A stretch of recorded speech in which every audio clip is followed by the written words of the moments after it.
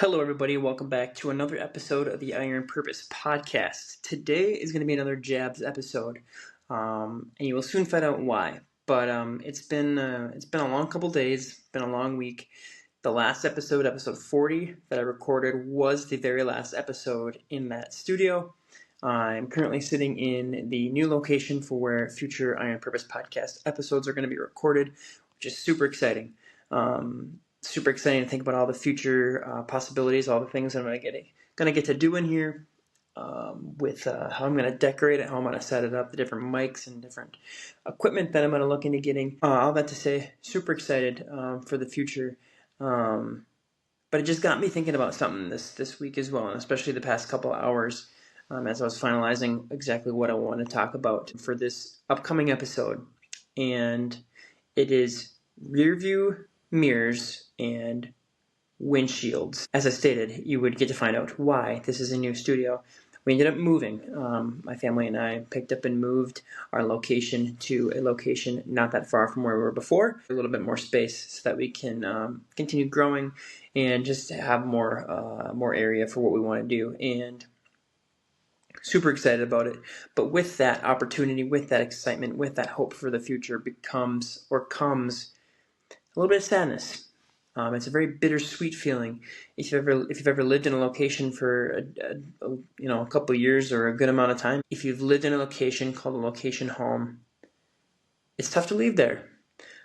We found ourselves standing in these empty rooms of what was once filled with all of the stuff that we had in there, and before we left, just thinking about all the memories, whether it was bringing our dogs home there, whether it was getting married and coming back there, starting a family, bringing our son home for the first time in that kitchen and bringing him upstairs into his room and having his nursery all set up. It was tough seeing it empty, and it got me thinking about nostalgia and being so sentimental. I'm a very sentimental person, and I had to dig out some of my items of sentimental value for me. And I don't have them all here, obviously, but just a couple things that I was thinking about. My mom texted me the other day, because not only did we just recently move, but my mom also moved from her house of 27 years. I'm 29, and so she had that place for 27 years. My brothers and I, we all grew up there with my dad and my mom, and then my mom just recently sold it after getting remarried. Long story short, it was sad to leave there too. We got to have one more dinner as a family there with my mom and her husband Brian, and just kind of think about all the memories that we'd had there. And I even got a chance to kind of pick my dad's brain about it and sit down and talk to him and just thank him for all the wonderful times that we had there as a family, and even the not wonderful times, because you go through different things and they just make you into who you are. And but each memory was really important, and it was fun to just think about and reminisce. My brother Jonas, who's been on here a couple times, he and I were outside at my mom's house at that time, and we were thinking about just all the memories and all the good times that we had at that house. And we had a couple dogs growing up, a couple German Shepherds, but there's a spot on the hill where they were both buried, and there was a big rock on top of their grave site. And my sentimental self, encouraged by my brother, thought it'd be a great idea to take this rock home, and brought it to my house, and now it's at my new house too. So it's meant a lot to me. And when we were putting that rock in the back of my car, there was a football sitting in the back there, and my brother Jonas was like, "Did you mean to put that in there?" Yeah, I was like, "No, I actually didn't. It's been in there for a while." And he's like, let's throw it around one more time. So we went to the backyard and threw the football around like we did growing up for however many years. And my mom caught it on video. If you're friends with her on Facebook, you can go check it out. It's just a little sentimental clip, which is just pretty cool to be able to have all those feelings, those emotions, just kind of swirl into one moment, one final time, throwing a football around in a lawn that you grew up playing in. It was special. But when my mom was moving, she also found like little toys. This was one of my Digimon. I have also Pokemon toys. Growing up playing with all these, like, am I ever going to play with this again? Is my son probably going to play with this? Probably not. It'll probably just sit in a box and collect dust. But for some reason, I hold on to stuff like this. Growing up a little bit older, we got to go to some Vikings games. Big Vikings fan. I got Vikings stuff on, even though it's a sad day today. beads from my very first Vikings game. It's either Vikings game or training camp. My cousin Caleb and Jonas might know, but I've got a bin with just a full of Vikings memorabilia that I've had over the years, and these are some beads. Like, am I ever going to see these again? This is probably the first time I've touched these since I put them in that box. Moving forward, I was a huge fan of camaraderie. I always have been, and I still am to this day, and a lot of that comes from my team playing soccer and basketball growing up. But this is my soccer team. I was never really good at soccer, but just being able to go out there with a bunch of like-minded individuals and fight for a goal, fight for a chance to win. I had this hat throughout the season. Is Georgia Tech is the logo, but my school, we paid them to have the rights to the logo as well so that we can use it. At least that's what they told me. But they all signed it. Every single one of the guys signed it, and I signed the bottom of it too alongside Coach Chris. It's on the bottom there on the right-hand side. Shout out Coach Chris. Super instrumental in my life at that time. So it just means a lot to me. Again, am I ever going to wear this again? Probably not, but I'll probably hang it up in the studio here somewhere. A couple other just random things. Big Michael Chandler fan, as you may know. If you don't know, just go watch my other episodes. But May 7th of 2022 was my bachelor party. Michael Chandler fought Tony Ferguson and knocked him out, and it shows the date on here, and so I had to get a card that he signed. Just because of that date, it was a good time. It was a lot of fun with all my best friends at the time, coming together, hanging out. So that card, it may just be like a UFC card to somebody else, maybe worth some money to somebody else, but it just holds that sentimental value to me because I was with my buddies, my brothers, my friends during that time when that happened, and having that date stamped on there too is pretty cool. And then also Noah found this. It's a little Bulbasaur. If you're a Pokemon fan. That night when we were axe throwing, he found it. It was underneath the table. He barely picked it up, gave it to me, and so I keep this on my desk. I'm gonna have to set it up once. Excuse me, once I get my desk set up in here. But a couple other things, and then I'll stop. But this is a cork from some champagne. Now, that would have been 2021, January 2021. We were in Florida, down in Florida with Courtney's family, and we were dating at the time, and we were, nowadays when it's New Year's Eve, you don't stay up as late as you used to, and you just don't make it to the countdown for the Happy New Year explosion, yada yada. And so we had this bottle of champagne left over, and I had been waiting for the proper moment to propose to Courtney. I had the ring with me the whole weekend. We were about to go to dinner. But Courtney had recently bought a house in Baxter, the one we just moved out of, and we were getting a puppy here pretty soon.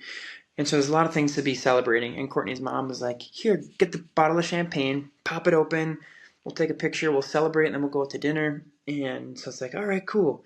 And then she's like, oh, I'll get your photo under the sunset. The sunset was coming in perfect, and I was just like, I'll be right back. Ran inside, got the ring. I was like, this is all just setting up perfectly. And I felt like God was just talking to me, like, Bailey, go get the ring. Also, I'm sorry if this is jumping around a lot. I literally am sitting in an empty room, other than me and my sentimental items. So, my tripod's buried in a bunch of stuff. We'll get there, baby steps. But, I was like, perfect. This is the perfect moment. So went and got the ring, and we go out there, and Courtney shoots off the champagne, and I told her that I had something for her, and ended up getting on my knee and proposing at that moment. And I grabbed this. This is the cork from that champagne bottle, and it just sits on my desk. People, you wonder, what are you going to do with this? It's just going to sit there and collect dust. It's just a piece of cork, but it holds a lot of value for me. It means a lot to me, being that it came from that exact moment right before I proposed to her. July 2022, we got married by a golf course down in just about an hour south of us. And I think my uncle found this, or somebody found this, and we ended up just writing our names on it and the date. And it's been sitting in our junk drawer at our old house, and I just found it in the new house junk drawer as well. So took it out. I'm going to throw this in my box of stuff, or it'll probably collect more dust, but it'll just mean a lot to me looking through all these items. And the last one I had here was this one, just a bottle of Old Camp with a bunch of Florida sand and some shells in it. When I turned 21, and when Pensacola kind of didn't work out, You may know the story, you may not. If you don't, you can reach out to me. But school didn't go exactly according to plan, and I had to come back home and start all over. And I had turned 21, and my dad knew that I wasn't going to be there much longer, and wanted to come down, visit, check out the school. And turned 21, and we went on the beach and cracked this open, had a couple sips of it. And when it was empty, a while longer later, filled it up with the sand and the shells from where I got it. So I thought that was pretty neat. Something again that'll just collect dust, but mean a lot to me. Now, with these items sitting here, there's a bunch more, and I can think of a lot more. But all that to say, there are a lot of things that we hold on to that mean a lot to us, that are sentimental. And when we were moving from our old house into this new location, we were standing in our empty house, and I thought, man, this is sad. I wish I wasn't such a sentimental person. And it really just got me thinking, and it's like, it's okay to be sad. It's okay to be thinking about these things that make us sad. It's okay to be leaving these locations that it makes us sad to leave. Because if it didn't, then it wouldn't have been anything worth remembering. I can remember when we lost my grandpa, or even my grandma in 2009, my grandpa just a couple years ago. It was tough. It hurt so bad. It hurt so bad to say goodbye to people that we love. But it hurt so bad because it was so important. They were so important to us. We loved them so much. Had it not hurt at all, maybe I wouldn't have had a grandma or fill in the blank that even was worth remembering, worth loving. And what I'm trying to say is it only hurts. It's only difficult to move on from these situations, to say goodbye to these people, because it meant a lot to you. They meant a lot to you. And now you don't have that anymore. But you have those memories. You have that sentimental value of these memories, or maybe even some items that bring you back to those moments, the foundations in our lives, whether it's those people or those places or those different things that we go through and experience. Sports teams, childhood memories, throwing a football in a yard, just little highlights throughout your life. It's something you can look back on. It's looking into that rear view mirror of your life. And some people bring it up as like a mental highlight reel, different accomplishments that you go through in your life to look back on, to kind of remind you who you are and what you've been through and what you've accomplished. But this rear view mentality is looking back and remembering all the things that you've been through, all the places you've been to, all the people you've known who've meant a lot to you. It's like that song that Miranda Lambert sings, "The House That Built Me," how she goes back to it. She's been having a tough life, and she's hoping that by going back there, she can be reminded of who she is, and just kind of snap out of the funk that she's in. And these little items like this, yeah, they may be silly, they may be collecting dust, they may go right back into a bin, and I might not pull them out until I do another episode like this.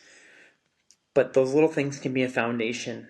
They can bring you back to who you are and just kind of give you a break from all the stress and anxieties that are going on in life, especially as you continue to get older and you take on more responsibilities, whether it's with a new kid, maybe you're getting married, new job, whatever you might be stressing about. Sometimes these little things can help. Now, that is the rear view mirror perspective on life, and I think it's important to have some of that. But you don't want it to all be there, because if you just continually think about what you did, what you could have had, or what you wish you still had, you're just going to be stuck in this mentality of living in the past. But if you look down just a little bit, look into the windshield of opportunity that's in front of you, you can hold on to that rear view. You can even look up there every now and then and take a look and remind yourself of who you are, where you came from, and then look right back into the field of opportunity. Sometimes it fuels us into that next chapter of our lives. And for me personally, after moving out of that house, the house we just moved out of, you think of, okay, what's next? You're not completely shutting a door on that chapter of your life. It's more like you're just writing it down on a page to be able to revisit. Looking forward to hope, looking forward to possibility, looking forward to future, looking forward to opportunity. It's all super, super cool to think about. And when we were standing in the house as it was empty, we were getting ready to move out, I went back there by myself to finish up some painting. And I walked into that front door, and I was a little nervous, didn't know how I was going to respond, being that it's the first time I'd been back since it was all emptied out. Sat in the living room. I just kind of looked around, walked around the kitchen, and just thought about all the good memories that we had of those different locations. And I thanked God. I prayed and I thanked God for a place that we did have, that we were able to bring Caden home to, that was able to bring my wife home to, that we were able to just have all these memories, these different things going on. And then I looked around and I thought, man, like this was such a small place. How did we do it for so long? Looking forward to the opportunities of the future, like, man, this place that we're getting is going to be just a little bit bigger, a little more opportunities. We'll be able to continue to having kids. Courtney will have her own office. I'll have my own space to record. It's going to be so cool. Just the excitement. All in one moment, these different emotions are going on. Thinking about the past, being sentimental, having a tough time. Shutting the garage door for the last time and looking back in the rearview mirror, watching that door going down, and then driving off. It was just like, man, that's tough. That's really sad. And then just cruising on, going to the next house with the final load of stuff that we had, jamming to some music, and just being in an optimistic, excited mood, ready for the next chapter in our lives.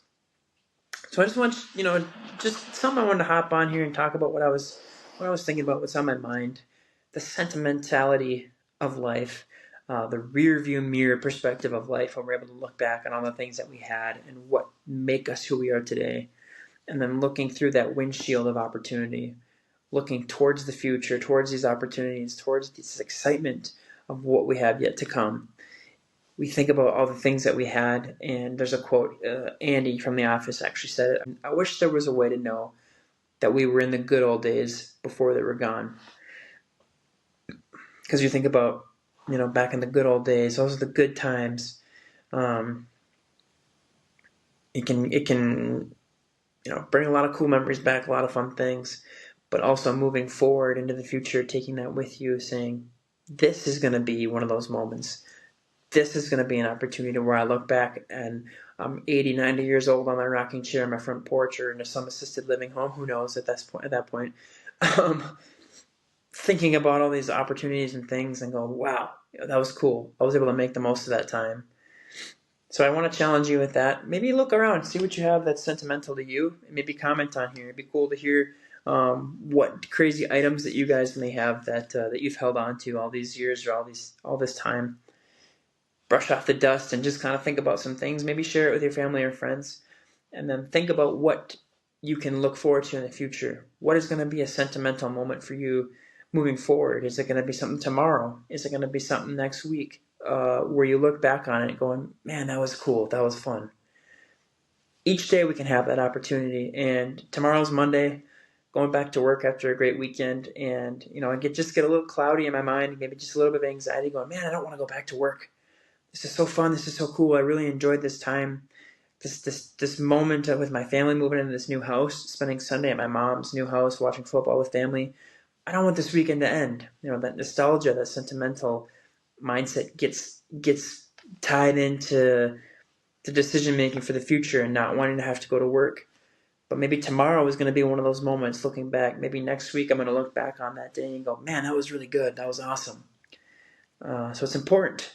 It's really important to be able to look back, to have that rear view mirror mentality, enjoy those moments, but also look forward to the future possibilities of different moments that we're going to be nostalgic on and have that sentimental value, that core memories for us.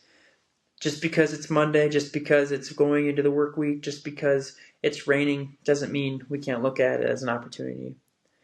So, with that, enjoy your day, enjoy the rest of your week, look for more opportunities, look for those moments that may be a nostalgic moment for you in the future, may hold some kind of sentimental value for you in the future. Each day doesn't have to be a bad one, each moment doesn't have to be a bad one. Just because you have a bad time, a bad day, a bad moment, doesn't mean you have a bad life. And that mentality is going to keep you from enjoying the moments. It's going to keep you from looking back on it and looking at it as a whole. Well, that was a really fun time in our lives.